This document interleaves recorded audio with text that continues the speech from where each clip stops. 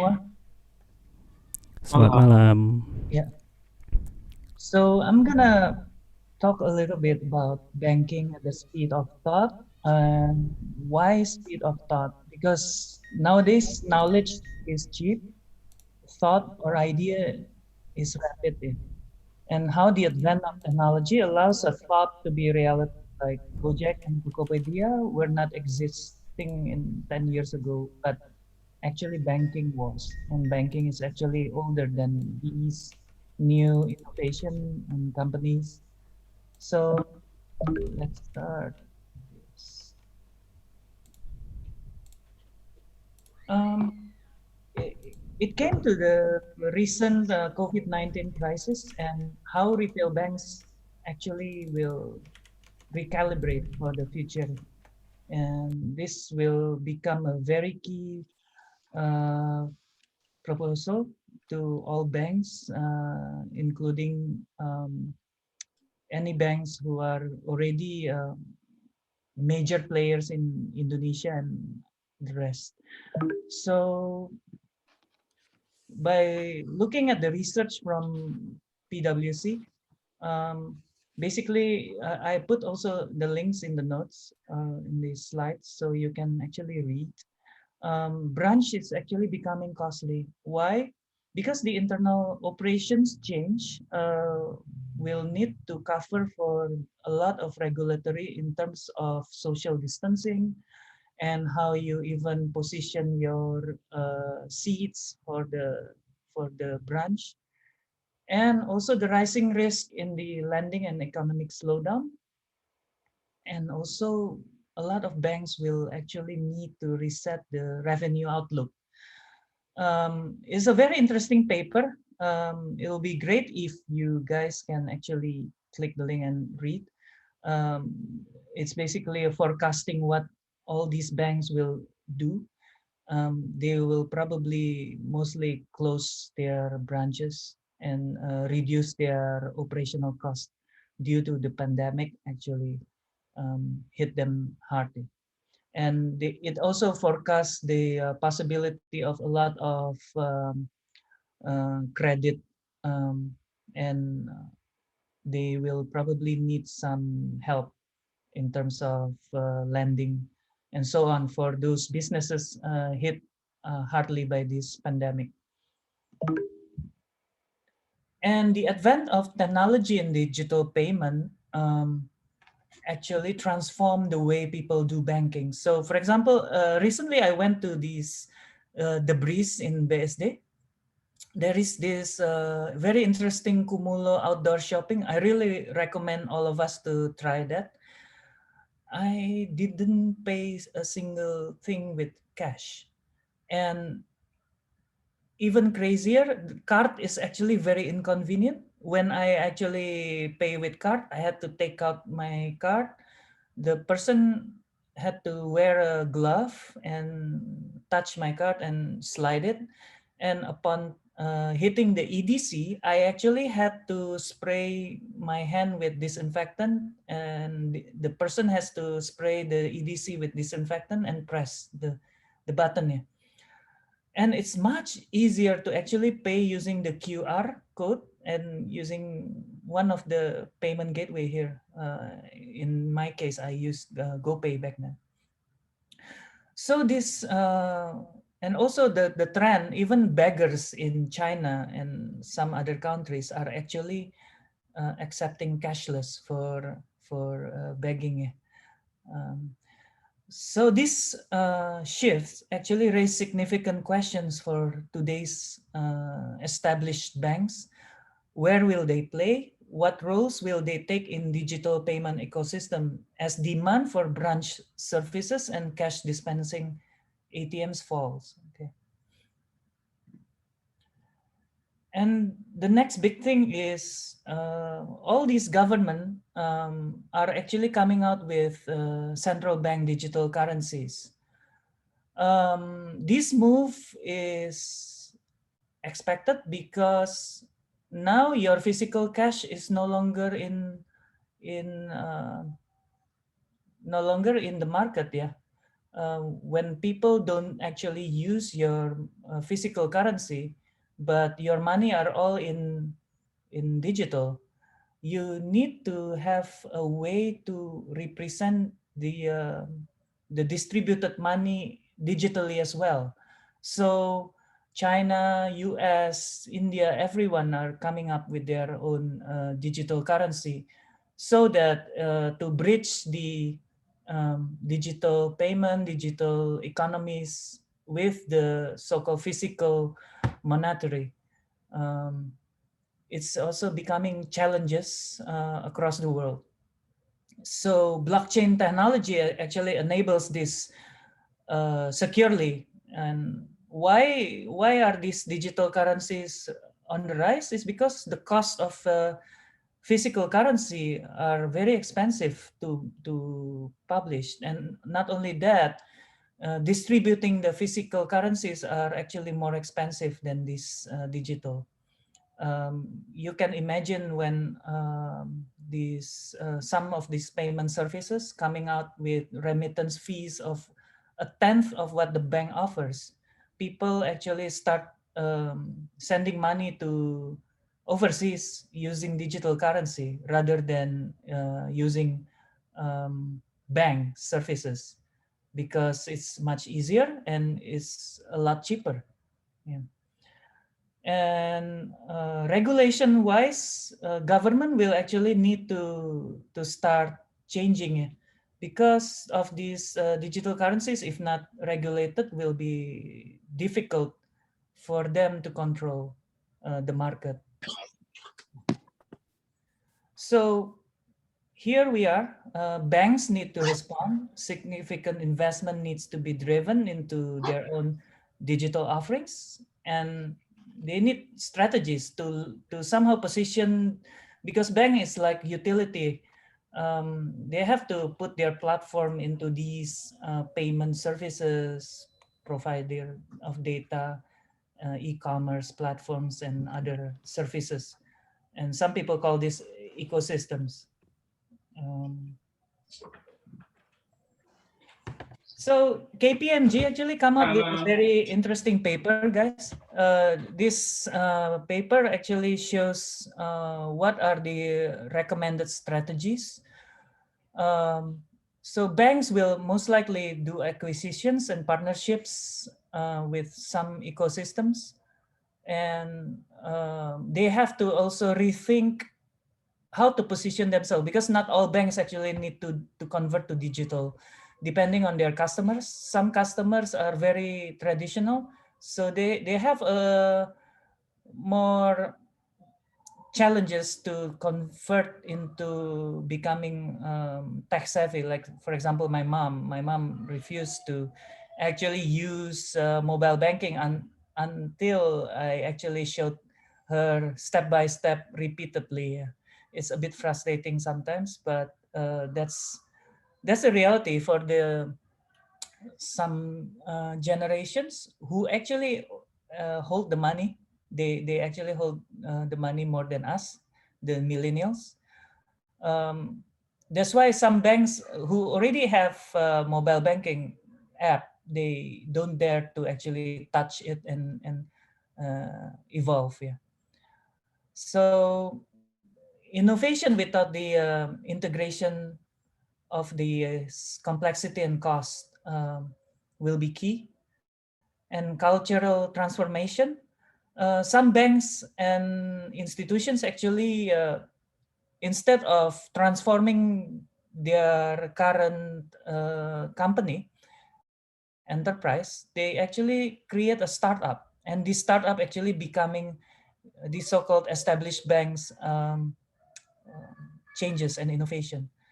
And speed to market is key. That's why some banks who are able to do this will simply buy their partners or buy the vendors that they think will be key to increase their presence, yeah, in the data and data and platforms will be the core of change.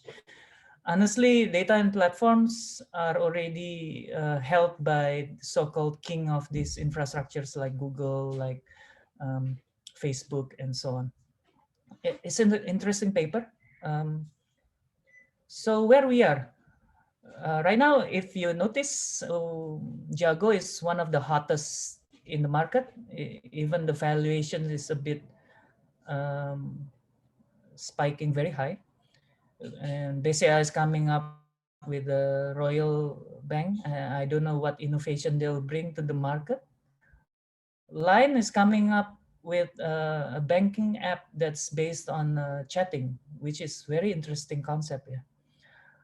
Pegadaian has already did their digital transformation, and I can see their presence in Tokopedia and so on with their gold applications. Yeah, you know Genius, one of the pioneers.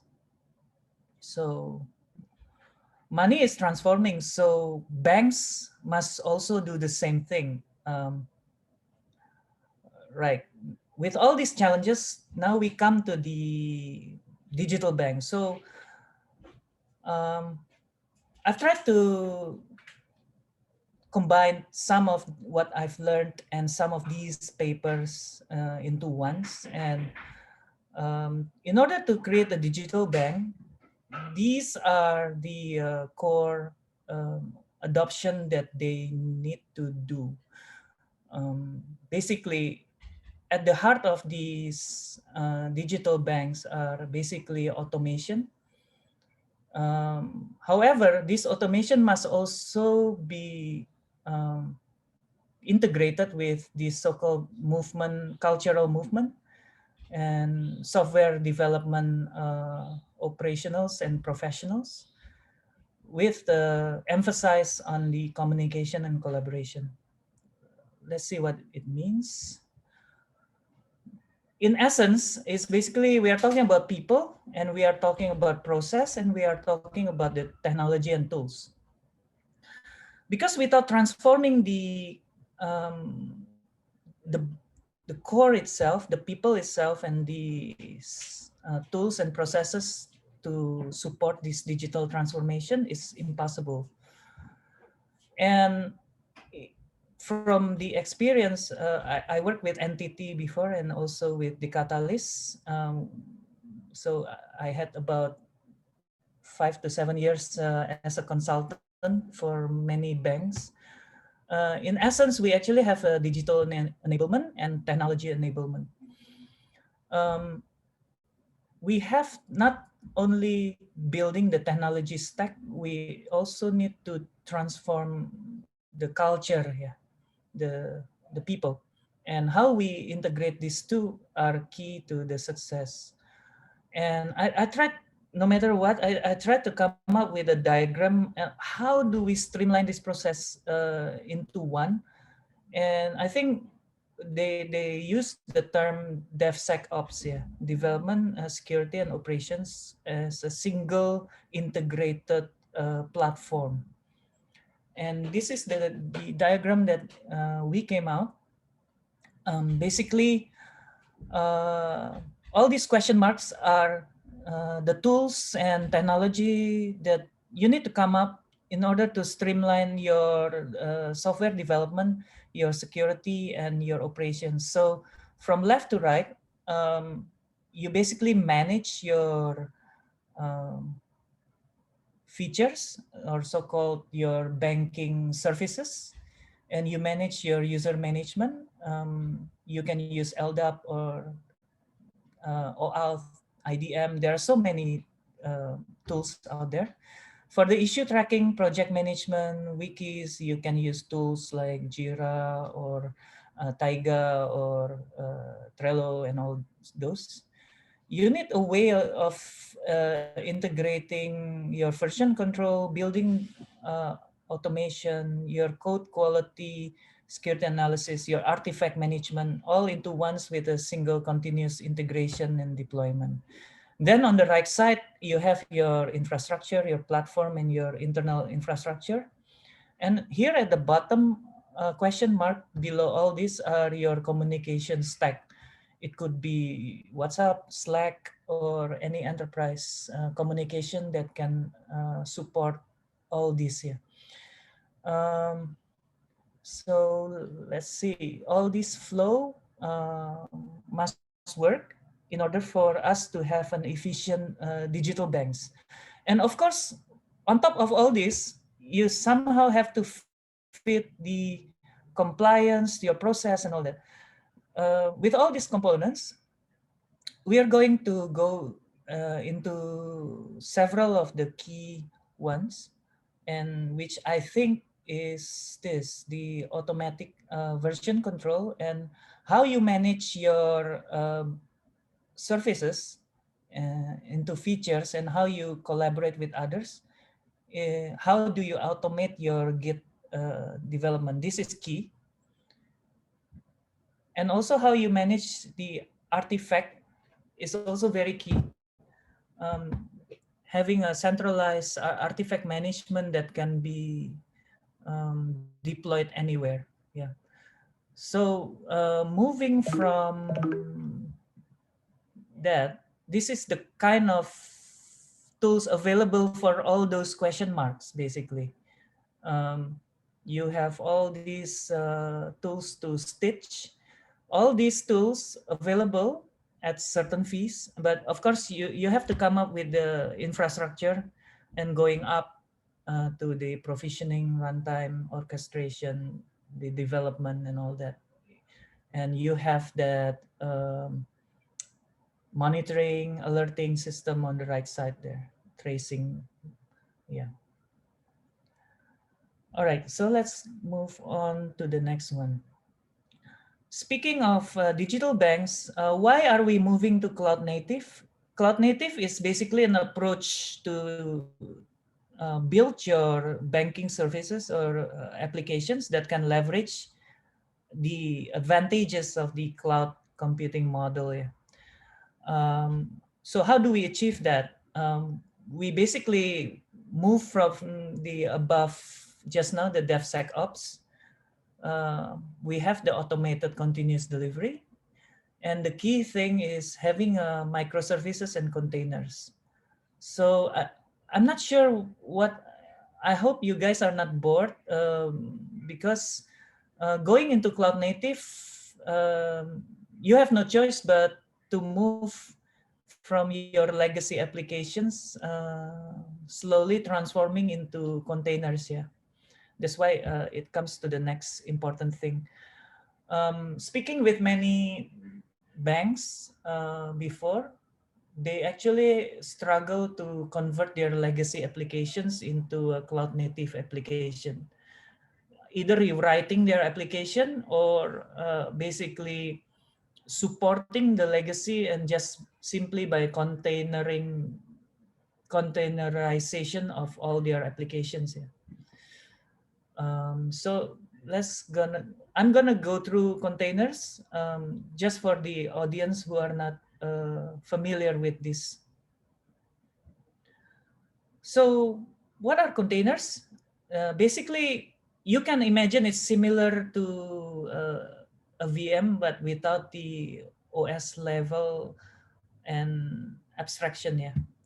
So I'm gonna explain a bit more later, but basically this timeline basically showing from Gartner that most companies will have containers deployed for their application.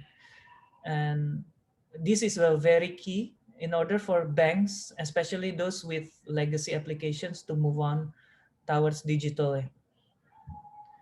And the purpose is to basically clean separations of developers and the deployment. Basically, it's also related to the DevSecOps. Once you develop and containerized it, you no longer need to think. In the past, you have to think, oh, I'm gonna deploy on that VM, so I have to prepare the installation script and all that. Gone are the days you guys have to do this installation manually, installing the libraries, installing the do all this prep before you can actually run your application. By containerizing your application, you no longer need to think a lot about that. So the difference, not only it helps you to actually separate those deployment and development, you can actually think of it also as a more efficient ways of transporting your code, yeah, moving your application around. As you can see, there's no OS part there. The OS is basically becoming instructions that is abstracted by the container runtime. In that way, it's more efficient.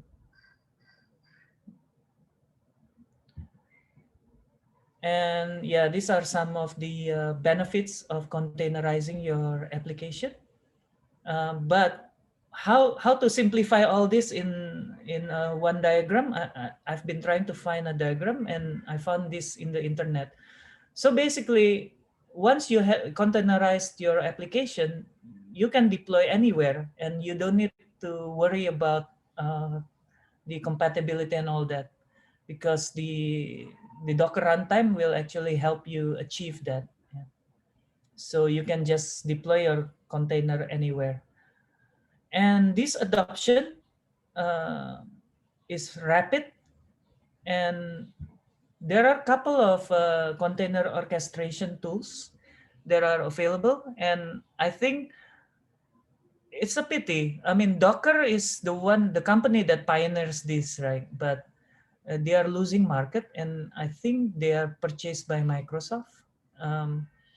Because Kubernetes, Google actually developed another layer of the orchestration on top of the Docker, and they win the market. So as you can see, Kubernetes is gaining adoptions more than the rest based on Forrester Consulting. And why are there many other flavors there? One of the interesting part is it will be on the OpenStack and Cloud Foundry. Cloud Foundry by Pivotal. I think they are getting these customers who are having a lot of legacy servers. They cannot just dump these data centers that banks already have, but these banks wants to transform into digital. So these companies actually built some interesting technology that convert their existing uh, VMware, for example, their server stack into Kubernetes clusters, basically. And they also develop tools that allow these so-called on-prem Kubernetes clusters to be able to be integrated with the cloud Kubernetes cluster. So these are the direction of some of these companies in order for them to also survive and actually do well in this era of containerization. Yeah. So these solutions are rapidly adopted by major banks. I cannot tell you which one, but we we recommended those, and these banks actually picked up many of these solutions. So they are going mostly into these hybrid so-called cloud clusters. Yeah. So they not only manage to convert their current data centers into digital, uh, it's becoming cloud basically.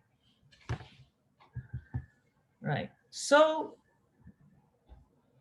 a typical cloud native architecture will be something like this. You can also click the link. Basically, at the core of it, at the bottom, you see infrastructure, and some of them are running private, like on-prem, something like Knative or Stratoscale, or they have this ability to run Kubernetes clusters on-prem. Some of them using the public ones like Google Cloud, Ali Cloud, and some of them are hybrid, like these Pivotal. I forgot what's the name. They managed to be able, and Rancher is also interesting. Kubernetes clusters that able to do hybrid, yeah, very easily. And so on top of this infrastructure, you have the container orchestration platforms, and some of them function as a service like serverless. You can also have that there. And then you have the identity and access management on the left. And then it's gonna be tied to the API management gateway. But even the API gateway is no longer the right terms, as we are coming with WebSockets, coming with gRPC and all this, how these tools actually have to answer into this evolving technology. And then on the middle part, you have your business, basically your microservices. It could be a serverless components. It could be a um, container running as a pods. Yeah. And you also have some of these external applications coming in. So and then on the you have business reporting, and on the right side you'll see logging, tracing, and metrics. In order for you to have alerting system, if your system goes down and if your system has problem, you'll be able to trace. So all these operations, in the past, you develop the code and you debug locally in your laptop, right? But as you move into digital, the way we debug and the way we code are also changing, basically. Especially like in the serverless, they are providing some library for people to download and install, integrate into the Visual Studio Code or whatever IDE you choose, in order for you to test your serverless functions. And how you debug on the serverless is also very different from these so-called traditional development cycle. Yeah. Then we come to simplified diagrams. Yeah, basically at the core of this, of course, will be your cloud infrastructure. But in essence, you'll have the first entry point, which is your firewall or your DNS, DDoS, CDN layer. So this public internet will go through this entry point first. It could be web application, mobile app, or any other call, and it will go through the gateway. The gateway, you can actually have some Lambda or cloud functions to do some checking or tests, and it will also talk to the IDM, your identity management. Then it goes to your businesses microservices. Then on the left side, these are the essential messaging, monitoring, log segregation, secret management, and of course your notification. It could be email, SMS, push, or your own other ways of notifications. Then on the right side, you cannot avoid by having external applications or services. That's why you need to have both net and private network to talk to billing aggregator, switching, or cards, or core banking, or data platform, or CRM, if they are serving you as a software as a service. Yeah. Then you have your data layer there at the bottom. Okay. So these are a typical cloud architecture for banks normally. Again, with speed of thought, with that basic infrastructure, you have all the tools available in the market. Again, yeah, of course, you have to pick one that suit your business more. There's no right or wrong answer, because like from banks to banks, it's very different. Some banks use or already have existing VMware, for example. Then the most natural approach will be moving towards VMware solutions, which is Pivotal. because they make it easier for you to convert your VMware into Kubernetes cluster and so on. But some other banks are more heavily invested in other solutions. So you cannot say, okay, combination of A, B, C, D are the best for your company. You cannot say that. You have to analyze everything, and also analyze your workforce, if they have the culture and they have the process and skill to do this cloud digital transformation. That is the challenge, and that is what every companies and banks need to do.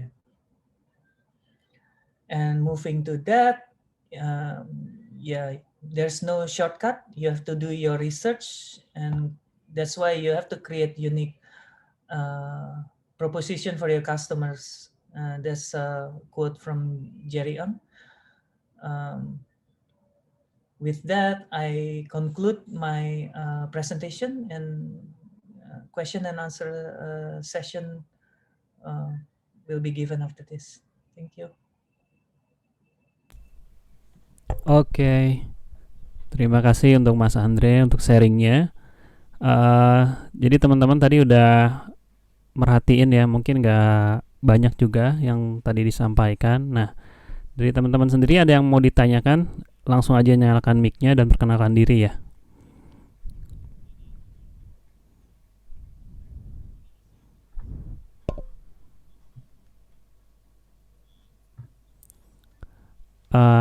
Gimana teman-teman? Silakan.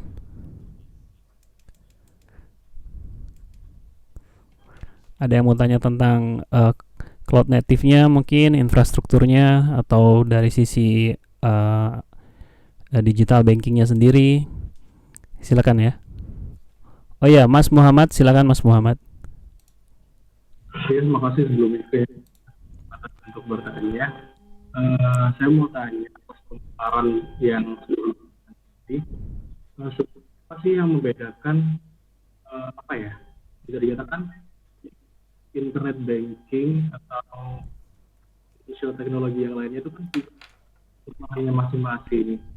Apa sih yang jadi kenapa berbeda antara internet banking yang satu dengan yang lainnya? Ada yang down, ada yang suka error, tapi ada juga yang lancar. Apakah itu tergantung dengan vendor atau memang sumber daya perlu dieksplor lagi? Thank you. Oke, tadi suaranya agak putus-putus ya, Mas Muhammad ya. Mungkin Mas Andre tadi kira-kira jelas nggak ya dengarnya? Saya nangkepnya sepotong-sepotong juga sih, cuman yang ditanyakan lebih stabilitas dan kenapa internet banking yang satu suka rusak, tapi yang itu stabil gitu ya. Seperti itu kan? Okay. Seperti itu, Mas Muhammad? Iya benar. Oke, silakan ya, Mas Andre. Ya, karena pada umumnya bank ini kan sejarahnya sudah cukup lama ya. Jadi bank-bank tertentu itu sudah punya yang namanya umumnya ini core banking. Dan mereka memiliki aplikasi yang jalannya juga di server yang tradisional. Jadi belum cloud native ya. Sehingga dia bentuknya belum microservices. Dia masih bentuknya, ya maaf kata, kayak salah satu bank besar ada yang masih pakai Java 5, ada bank besar lain masih pakai Visual Basic gitu ya. Jadi mereka pun tidak ada bahkan yang masih pakai mainframe. AS400 itu umumnya salah satunya, teknologi yang sangat tua. Sehingga untuk mengganti core banking ini biasanya level direktur pun nggak ada yang berani. Jadi yang mereka lakuin apa biasanya? Di tengahnya dipasang middleware. So instead of replacing the core banking, typical action banks do, they invest on middlewares that actually translate from the web application or mobile app into the so-called legacy core banking. That's what typical banks do, and that's why most banks will do reconciliation in this middleware, and that's when the instability comes in.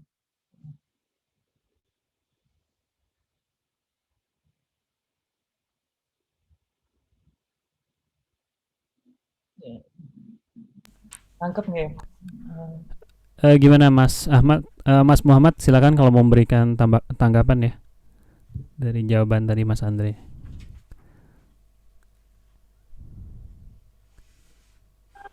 Cukup aja sih, cukup aja. Oke, mungkin kita lanjut ke pertanyaan selanjutnya ya. Ada di kolom chat dari Matt Yong. Sorry. Mas Andre-nya bisa lihat kolom chatnya atau dibacakan aja? Boleh dong. Oke. Lama nih. Oh iya. Oke, belum biasa pakai ini kali Mas ya. Agak beda user interface-nya. Oke, ini dari Matt Young. Are there any challenge with central bank regulation that govern customer data privacy? How do you overcome them? Okay. Are there any challenge for central bank Regulations, yeah, that govern customer data privacy? That is, I think, the first question, and then the second one: how do we overcome them? Right. So to answer this, there are a couple of regulations that are widely emphasized. So I'm trying to find the right way of answering this. And there are basically, in the regulations, there are basically gray areas that we can still navigate to innovate. But I'm not going to say to break the rules, but we actually navigate through the rules. These are the innovation that we have to work together and collaborate with the central banks to achieve. We cannot simply, like a cowboy, also apply our thoughts and ideas, innovations into reality like that. Banks is actually one of the most heavily regulated company in the world. Yeah. So how do we navigate through these compliance? Basically, yeah, we need compliance team, people who understand and expert in this area. That is one. And then looking at these compliance, we basically the innovators will have to work with the compliance team. What if I do this? What if I do that? So when we talk about innovation, it is basically a bit inefficient. I think it's not efficient at all. When you say innovation, you actually have to do a lot of thinking and proposals and actually experiment on these. And that's when we actually go into this compliance team. What if we do A? What if we do B? Can we do C? Then compliance team will basically scratch their head. Okay, you can do this, but you have to do certain things limited. All right. So moving to cloud, I think one of the regulator criteria is your data must be in Indonesia. So that already limits you to either on-prem solutions or cloud provider who are having their data center in Indonesia region. So that leaves you only with Google Cloud and Ali Cloud, because AWS is not readily available yet in Indonesia region. And for high availability, also you need to have cloud provider that have multi-AZ or availability zones. there are a couple of ways of doing this. For some banks that I know, they have a hybrid. So they already have data centers. They just need to convert those into Kubernetes cluster. But then they want to be able to also switch to cloud whenever they face a problem with their own data centers physically. Yeah. So they create so-called this hybrid, of course, with a private network to their cloud providers. Yeah. So that is for the infrastructure, but for the other regulations, I think, yeah, of course, typical thing, you cannot allow your logging having sensitive informations. You cannot have your operations able to read your customers' data, things like that. So the compliance and operations and the developers will have to come hand in hand to implement it, all of this.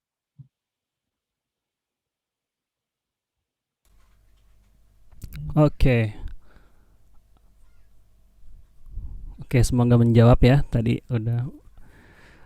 Mungkin saya mau coba menambahkan Mas Andre. Jadi sebenarnya kalau secara regulasi ini dari pemerintah itu lebih cenderung memudahkan, mendukung inovasi, atau justru malah kayak membatasi banyak hal gitu.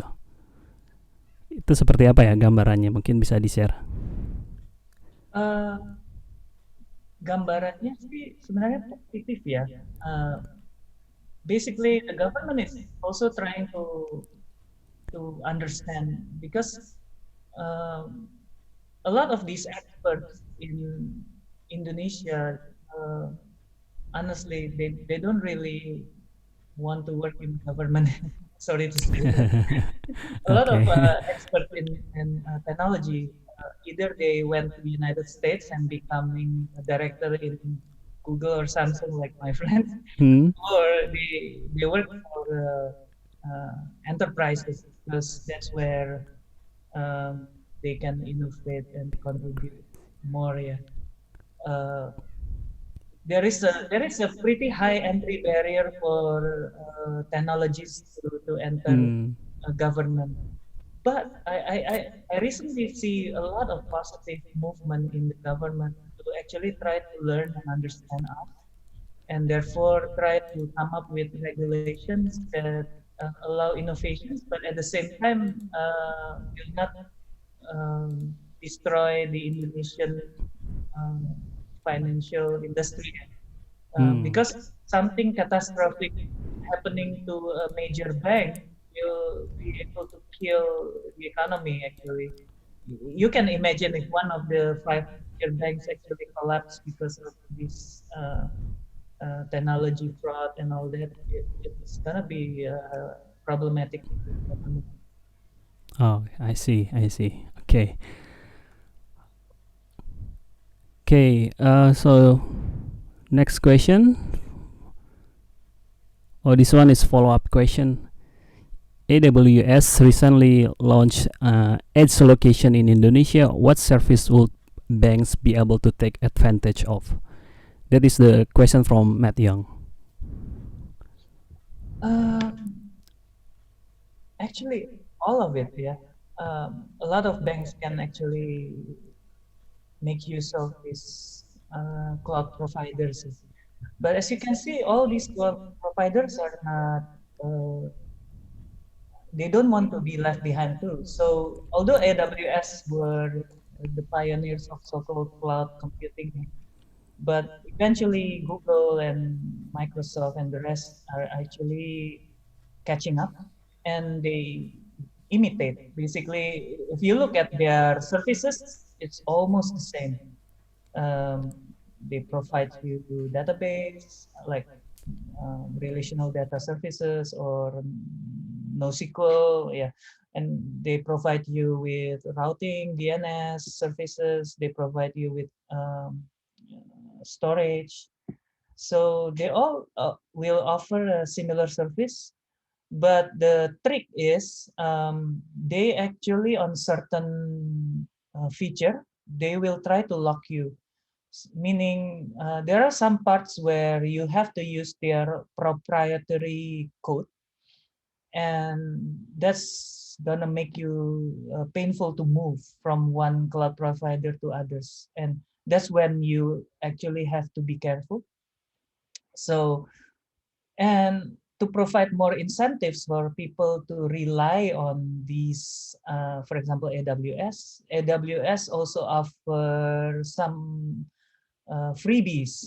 So if, let's say, you use their service A, for example, and then you use their log monitoring also, they give you free the log monitoring. Things like that, that institutions will, especially startup, will think twice of moving to a different cloud provider. And the more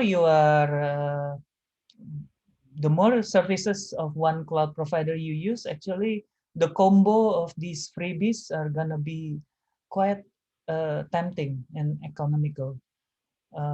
Yeah, for example, I've even seen a startup manage to serve 5 million customers with $2 a month, using this so-called combination of freebies. Yeah.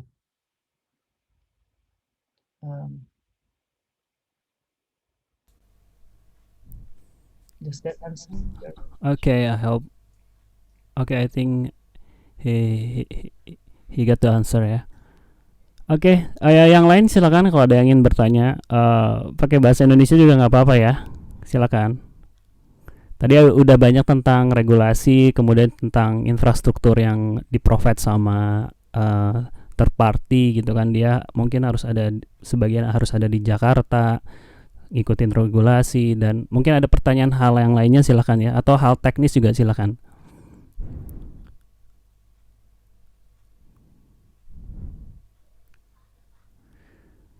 Saya lihat di sini teman-teman ada yang banyak dari corporate juga ya mungkin ya, yang mungkin bisa jadi bersinggungan juga dengan project-project banking. Oke, ini udah ada yang bertanya. Dari David, apa pendapat Mas Andre tentang BRIC yang membuat Common API untuk Southeast Asia? Wah, sorry, BRIC itu apa ya? Coba aku Google dulu ya.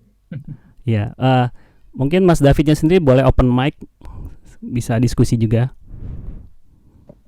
Ya, selamat malam Mas Andre. Ya, saya belajar tentang BRIC ya. Jadi mereka itu bikin API ya untuk komunikasi dengan paymentnya gitu, dengan check balance-nya gitu. Untuk Indonesia, Singapura, dan beberapa negara lain di Southeast Asia. Jadi pengen tahu aja tentang pendapat Mas Andre tentang Common API ini gimana ke depannya. Terima kasih. Ya, ini interesting apa ya, topik ya. Kayaknya aku pernah dengar deh. So, ini kayak company yang mempermudah beli currency terus kirim-kirim ke negara lain ya, kalau nggak salah ya. Bukan juga sih, kan kalau bikin digital banking di Hong Kong, apa di Singapura, apa di US itu kan lumayan mudah ya, karena kan API-nya common gitu kan, antara satu bank dengan bank lainnya. Nah, tapi kalau di sini kan integrasi prosesnya lumayan kompleks ya.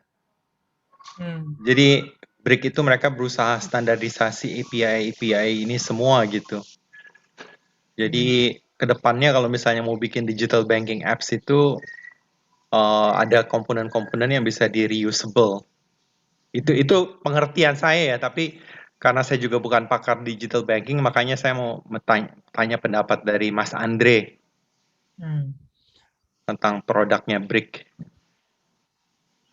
Menarik sih, sebenarnya sesuatu yang mungkin kalau adopsinya cepat bisa menang ya, karena banks berarti nggak perlu bikin sendiri gitu kan istilahnya. Tapi pertanyaan berikutnya adalah umumnya banks itu heavily regulated ya di negara-negara yang ada. Memang ada, aku pernah dengar yang namanya initiative dari World Bank. Jadi bank itu nanti lintas benuanya itu mau dihapus gitu, sehingga negara-negara mesti duduk sepakat apa yang boleh bank itu melakukan di lintas negara gitu kan. Ini sesuatu yang belum pasti, tapi ada kemungkinan ke sana. Tapi tentunya masing-masing negara akan berusaha melindungi yang pertama currency-nya dia sendiri karena takut kan. Dan apakah dengan membuka peluang buat bank menggunakan Common API ini justru menyulitkan government untuk meregulasi atau enggak? Lucu sih, sebenarnya memang regulasi itu dibutuhkan juga untuk melindungi kita sendiri gitu sih, sebenarnya negara kita sendiri gitu. Jadi tergantung seberapa common BRIC ini bisa lintas negara ya dan dapat izinnya gitu kan. Adoptionnya juga tergantung itu juga. Tapi balik lagi, setiap bank itu berangkat dari legacy yang sangat sulit untuk ditransform ya. Gimana cara mentransform AS400 data center dia menjadi Common API ini? Saya rasa nggak mudah sih gitu. Apalagi dia udah punya aplikasi yang udah jalan gitu ya. Kan dia nggak bisa balik telapak tangan. Hari ini gue kerjain, besok gue pakai BRIC langsung jadi gitu aplikasinya. Dia kan harus gimana transisi migrasi datanya, gimana mappingnya. Itu big project ya. Yang aku rasa kalau BRIC nggak punya tim yang solid untuk approach suatu bank, nggak akan bank itu mau move ke situ sih. Gitu. Oke, makasih Mas Andre. Oke, next question dari Charles Joseph. Apa perbedaan yang paling mendasar dari segi KYC antara bank konvensional dengan bank digital? KYC itu know your customer. Jadi, nah salah satu regulasi juga yang mewajibkan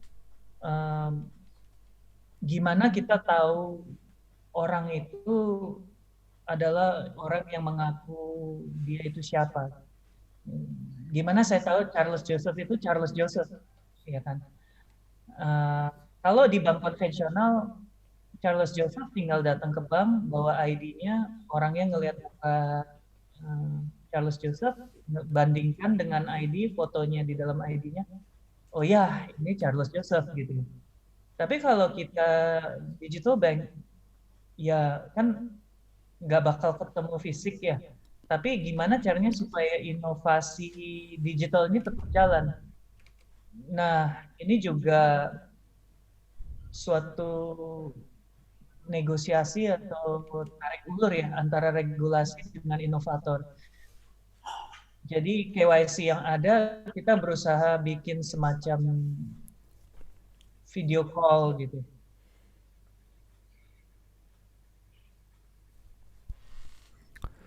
Nah, perbedaan yang paling mendasar itu sih sebenarnya, fisiknya. Orangnya nggak datang.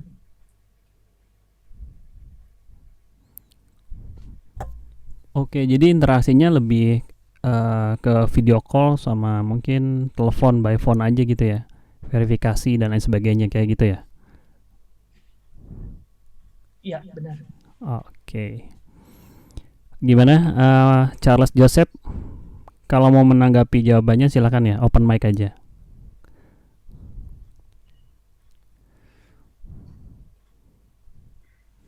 Oke, sepertinya sudah terjawab berarti ya. Nextnya dari Aulia Rahman. Pertanyaannya, saya mau tanya, Dekatalis itu kerjasama dengan bank digital apa? Open mic. Dan saya mau tanya, apakah Bank Jago pakai jasanya Dekatalis buat merancang aplikasi Bank Jagonya? Di sini katanya maksudnya saya bank digital yang ada di Indonesia itu pakai jasa The Catalyst juga ya. Itu Eh, seperti apa Mas Andre? Ya. Oke, itu benar. Kita juga salah satu yang membantu transformasi ya Bank Jago. Jadi kita adalah engineering arm yang bergerak di belakangnya Bank Jago. Dan bank digital yang ada di Indonesia itu apa pakai jasa The Catalyst juga? Ya, kita juga sudah melayani banyak institusi keuangan yang cukup besar di Indonesia dan banyak bank juga menggunakan jasa The Catalyst. Oke, bagaimana Mas Aulia? Kira-kira ada tanggapan dari jawabannya? Silakan open mic ya kalau misalnya ada diskusi lebih lanjut. Oh, ada. Itu kalau untuk bank-bank yang selain Bank Jago itu bank apa aja ya yang pakai Katalis? Selain Bank Jago atau BCA Digital yang pakai itu nggak ada jasa di Katalis nggak? Bank Digital BCA sama bank apa? Bank Net atau bank yang lainnya itu yang digital lainnya? Gimana Mas Andre, ini pertanyaan konfidensial atau bukan? Silakan. Ini mungkin saya justru bakal nanya ke yang lain. Kayaknya confidential sih ini. Oke. Makanya saya cuma bisa bilang institusi keuangan yang besar di Indonesia. Oke, begitu Mas Aulia. Jadi sayang sekali ini confidential. Bang Jago. Itu Bang Jago launchingnya kapan ya? Iya ini belum banget nih Bang Jago nih kan Katalis yang ini nanganin ya. Bocorannya kan belum ada itu ya. Kayak gimana itu tampilan modelnya gitu? Ini nantikan aja, waktu dekat ini kita akan launch kok. Jadi nantikan saja ya dalam waktu dekat. Oke, mungkin ini bakal jadi nasabah perdana juga nih Mas Aulia. Ya, Harus. saya udah banyak nanya Jago kan Katalis, aku nanya ke Katalis. Itu kata itu yang megang Bang Jago ya. Iya katanya kan sempat ramai juga di grup ya kan. Bener itu udah Katalis yang megang, ya kan? Benar. Itu dari saya sih. Iya. Seru kok. Kalau mau join nanti bakal tahu. Join kita aja. Ikut training dan yang lainnya. Yang saya udah tahu sih bank digital yang udah launching itu Bang Neo Commerce. Yang saya tahu tuh. Oke, saya rasa cukup ya. Nextnya dari, oke, terima kasih Mas Aulia. Nextnya dari David Iskandar ya. Ini ada 2 pertanyaan, mungkin better open mic aja ya, Mas David. Kira-kira gimana? Agak panjang nih. Mungkin bertanya langsung biar lebih diskusinya lebih enak.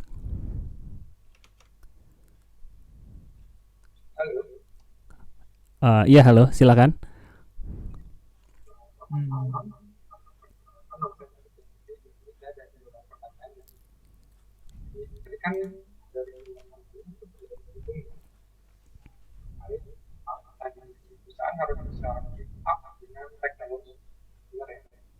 Hmm.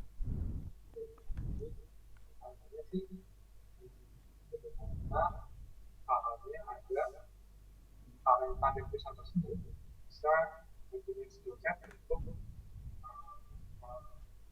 dikabulkan teknologi tersebut.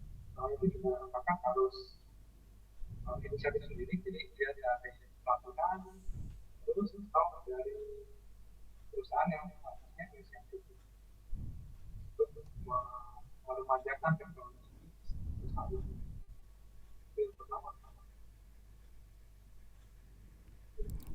Oke, Mas Andre mau jawab pertanyaan pertama dulu. Ini terkait talent nih. Pertanyaan pertama.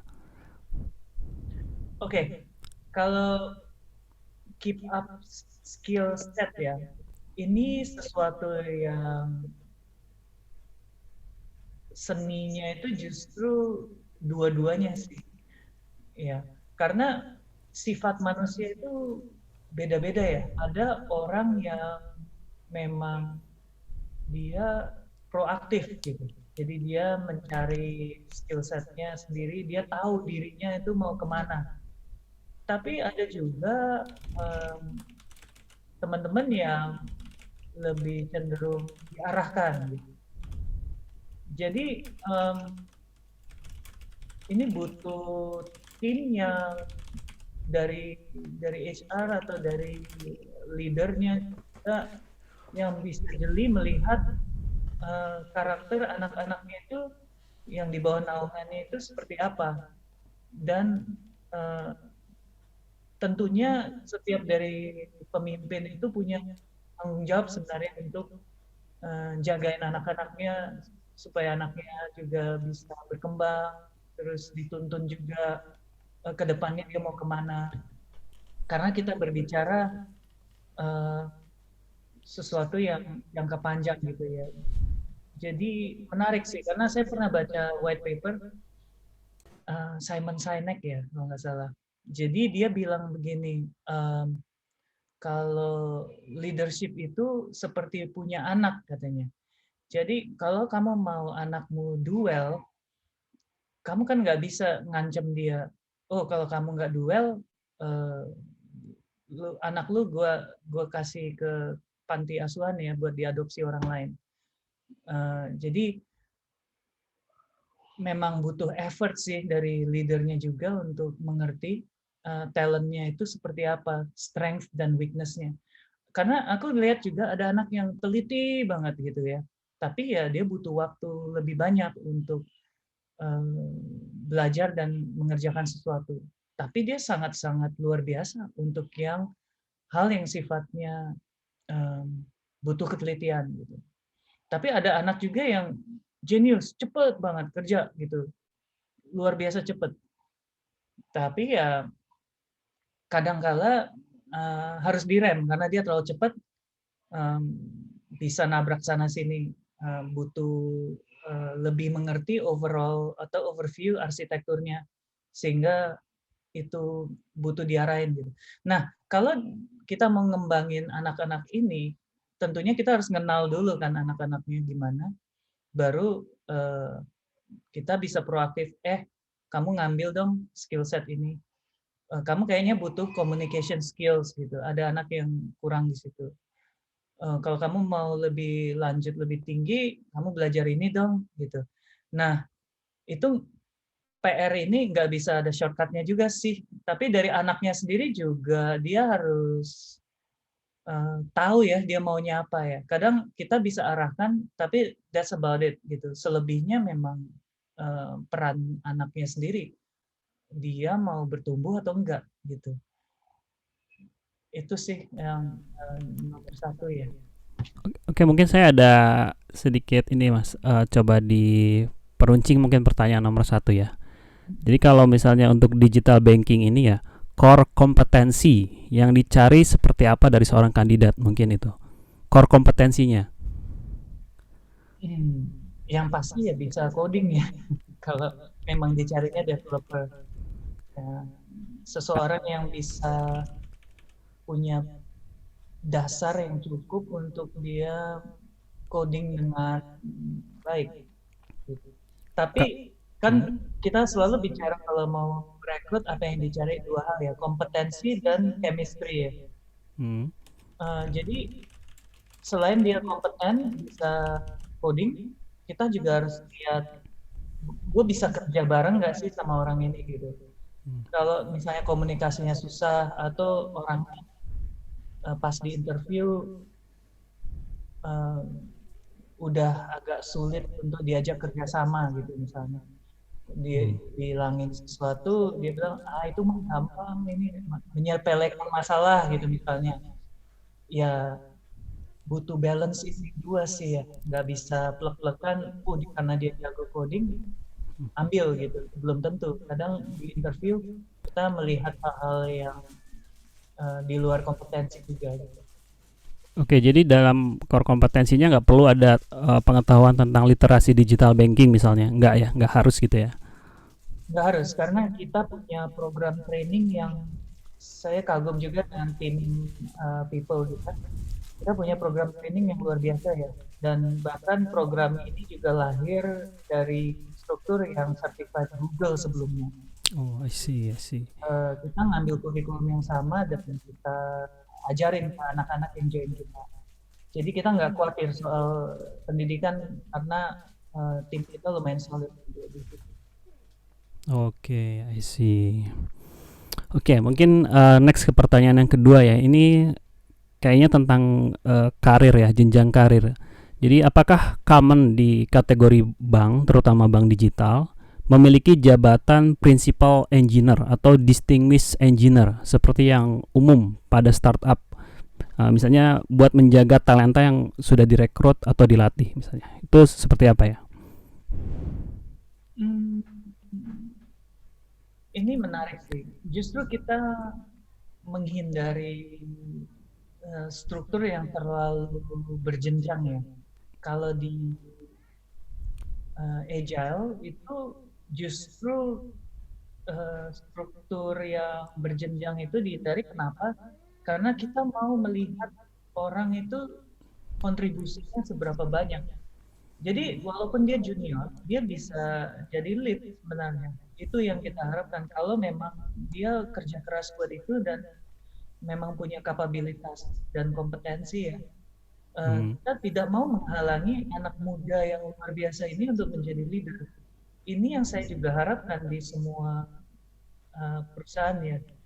Tapi tentunya ada alasan juga kenapa beberapa orang jadi lead ya, mungkin experience ya. Faktor experience ini sesuatu yang juga nggak bisa dibeli.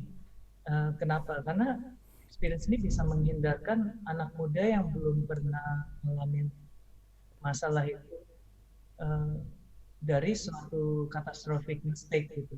Mungkin karena kita udah ngalamin gitu. Ya kayak deployment hari Jumat, terus koboi, ini fitur baru, naikin aja, hajar, atau rusak, ya weekend hilang. Hal-hal seperti itu yang justru jabatan principal engineer, distinguished engineer itu mulai menghilang ya. Kayaknya kalau kita lihat trennya sekarang malah ada istilahnya konsultan dan freelancer itu sangat dihargai, apalagi kalau dia yang punya reputasi bagus. Jadi balik-balik ke reputasi sih orangnya gitu. Oke, semoga menjawab ya, Mas David. Oke, selanjutnya ada pertanyaan lagi dari Charles Joseph. Ini pertanyaannya, setahu Bapak, apakah ada industri banking yang udah mulai menggunakan teknologi blockchain? Ini pertanyaan menarik juga karena waktu itu BCA pernah mengadakan hackathon untuk blockchain sih, dan saya juga sempat diminta untuk evaluasi dan jawabannya iya dan enggak. Iyanya adalah teknologi blockchain itu umumnya ada beberapa key yang dipangkas gitu. Misalnya dia kan ada peer network yang bisa, kalau berbicara blockchain dia pakai semacam peer networking untuk menyatakan konsensus kalau sesuatu ID ini benar gitu, atau sudah ada. Nah, blockchain ini biasanya dipakai untuk sebagian aja yang kritikal, seperti ID customer gitu. Jadi orang nggak dengan mudah bisa menghack ID customer, dia pakai blockchain gitu untuk khusus ID-nya doang. Tapi dia nggak seluruh banking aplikasinya pakai blockchain. Kenapa? Karena pelan. Jadi ada faktor pelannya karena dia butuh massive peer-to-peer networknya ya. Jadi banyak yang menggunakan partially sebagian dari blockchain teknologi itu sendiri. Jadi beberapa idenya diadopt tapi nggak semuanya. I see. Oke. Gimana Charles Joseph? Kalau misalnya ada tanggapan dari jawabannya silakan ya. Oke, udah cukup, makasih. Oke, terima kasih. Oke, teman-teman yang lain silakan ya. Mungkin pertanyaan selain daripada yang regulasi, infrastruktur, silakan ditanyakan ya yang lainnya ya. Oke, berikutnya menjual jasa apa aja. Saat ini kita fokus ke fintech ya, financial industry. Jadi kalau memang ada aplikasi atau pertanyaan bisa langsung ke bagian marketing kami ya, bagian sales marketing kami. Iya. Bank digital seperti Bank Jago yang ada di Indonesia, apakah ada kesamaan dengan BBank, MyBank, dan Kakao Bank di Korea? Setiap bank digital itu pasti punya, seperti yang Jerry bilang ya, value proposition yang unik ya. So, I would say Bank Jago beda. Dan kita luar biasa bedanya. I think Jago itu lebih dari bank digital yang disebut di situ. Jadi tunggu tanggal mainnya dalam waktu dekat. Karena perbedaan kita itu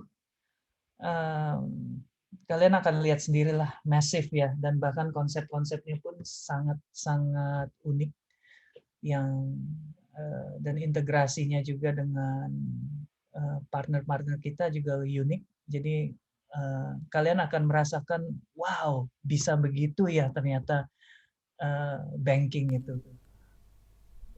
Malah ya mengubah konsep bank yang ada sekarang ini. Kayaknya menarik nih. Apa merubah cara pakai juga? Cara berinteraksi, cara pakai berubah juga dong? Udah pasti berubah semua. Oke. Oke, menarik. Dari teman-teman yang lain silakan ya. Ini nanya nih Mas Aulia, kantornya di mana katanya? Mungkin udah ada di websitenya kali ya, keterangan kontaknya. Di situ ya. Oh, ada di situ ya. Cara BTPN ada di Kadin. Oke, tulisannya kecil Mas. Oh, sorry. Iya. Mungkin di copy paste aja kali, mungkin ya kalau misalnya. Oh, di websitenya katanya nggak ada alamatnya.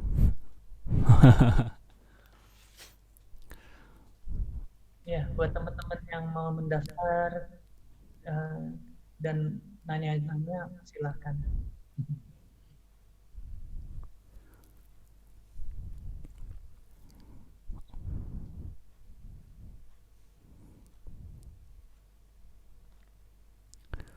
Oke, teman-teman yang lain ada yang ingin bertanya lagi?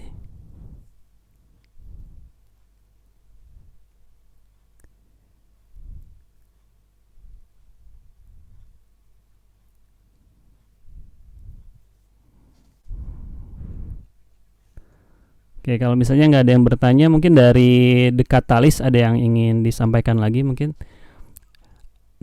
Mungkin lagi buka lowongan atau ada informasi lain yang ingin disampaikan, silakan. Mas, aku paling mau nambahin aja. Iya. Kalau misalnya butuh informasi tentang The Catalyst, bisa lihat website kita di thecatalyst.co, di Instagram @thecatalyst, dan LinkedIn kita The Catalyst juga. Di The Catalyst bisa lihat ada job application yang mungkin cocok untuk audiens di sini hari ini gitu. Oke, terima kasih. Oke, kalau misalnya nggak ada yang bertanya, nanti ini ada yang bertanya sekarang.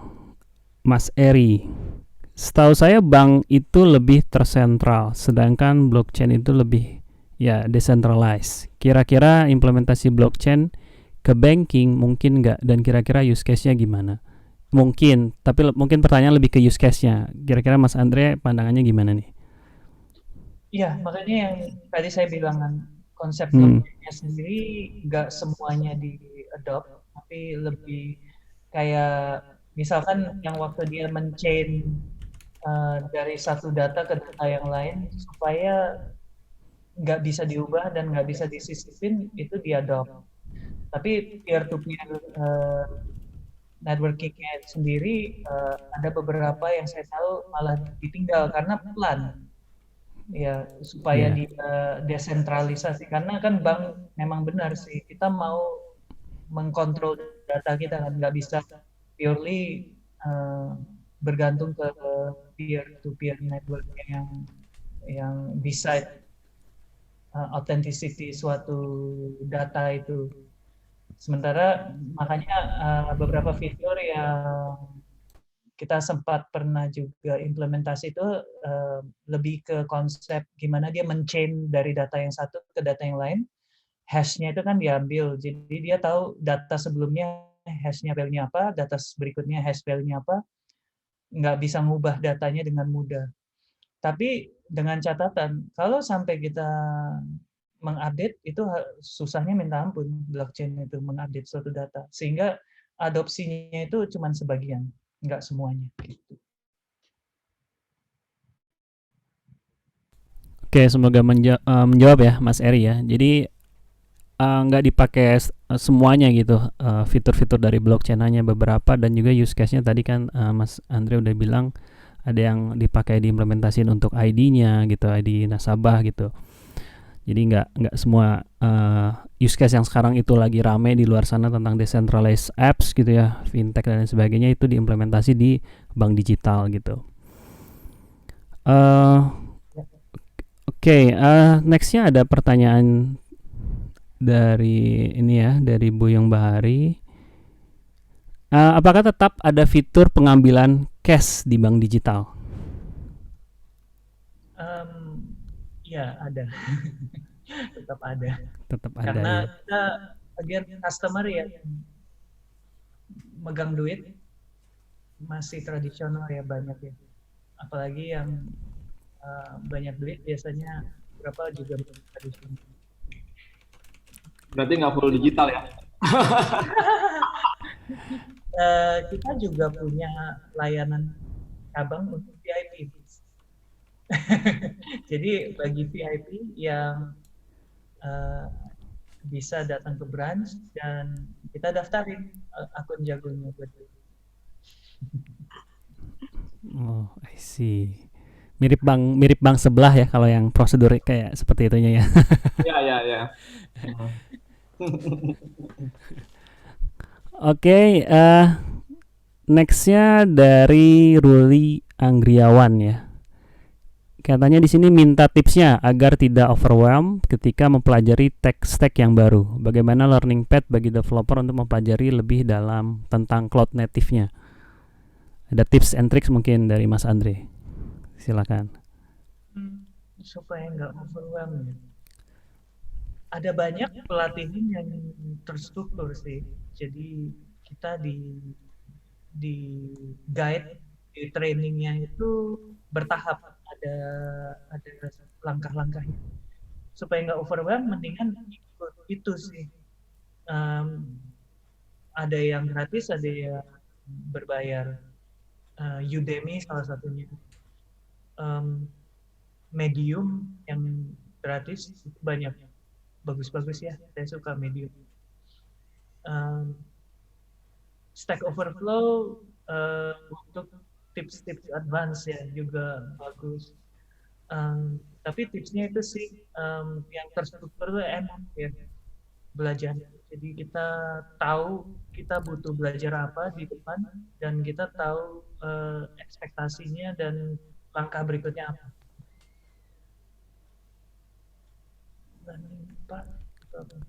Cloud native.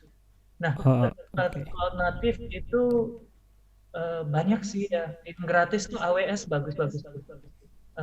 Mulai dari cloud practitioner. Dari cloud practitioner nanti dia naik ada cloud arsitek. Ada juga untuk security-nya, ada macam-macam ya.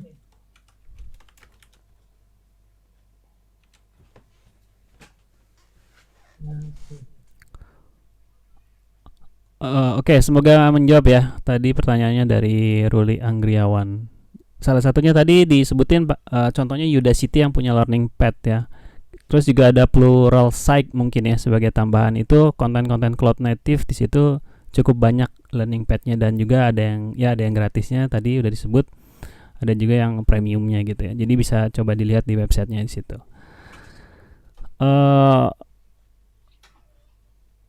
Oke, nextnya gimana? Ada pertanyaan lagi dari teman-teman yang lain? Silakan. Oke, ini dari Indra Jakobalis ya. Indra dari Indra. Pertanyaannya adalah, seandainya fungsi pengambilan atau penyetoran cash-nya bekerja sama dengan kasir Indomaret, Alfamart, itu mungkin terjadi atau enggak gitu? Ini kayak over the counter gitu ya, mungkin maksudnya ya? Ini, oke. Ya tergantung kerjasamanya sih ya.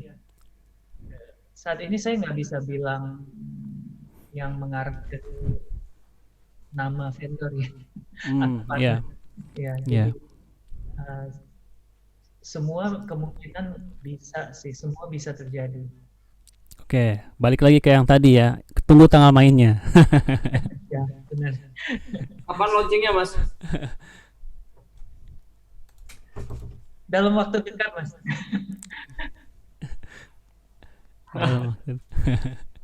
Oh, belum ada tanggal. Kalau nggak bisa tanggal, bulan deh, Mas.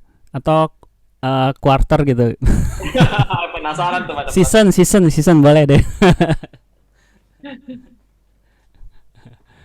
Oke, gimana nih teman-teman yang lain? Mungkin ada pertanyaan yang lebih teknis. Tadi kan kebanyakan lebih umum ya.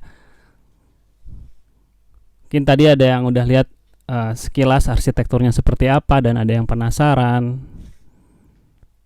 Silakan.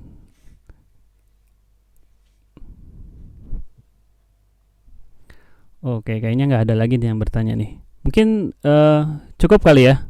Kita cukupkan saja ya. Dari Mas Andre sendiri mungkin ada yang mau disampaikan sebelum ditutup? Terima kasih udah menyempatkan diri join session ini. Kalau tertarik join kita, seru banget. Kita butuh banyak teman-teman juga yang bisa bantu kita. Ya, silakan kontak aja di Katalis. Oke, terima kasih Mas Andre dan tim The Catalyst yang udah meluangkan waktunya supaya kita bisa sharing di sini. Terima kasih juga untuk teman-teman yang udah hadir, tadi udah ikut bertanya, diskusi ya. Semoga bisa dapat manfaat dari pertemuan kita kali ini. Dan untuk yang dapat free license dari JetBrains, nanti kita akan umumkan di Facebooknya Sarkom ya. Di Facebook itu ada 2 orang yang nanti kita akan pilih ya siapa yang beruntung. Mungkin dari kami Sarkom cukup sekian. Terima kasih. Tadi mungkin ini Dekatalis kan nggak sampai sini aja ya, mungkin kedepannya akan ada workshop ya. Yang mungkin dari Dekatalis mungkin mau ada program-program tertentu di Sarkom. Iya, nanti itu kita bicarakan lebih lanjut. Oke. Sekian dan terima kasih. Selamat malam. Assalamualaikum warahmatullahi wabarakatuh. Waalaikumsalam warahmatullahi wabarakatuh.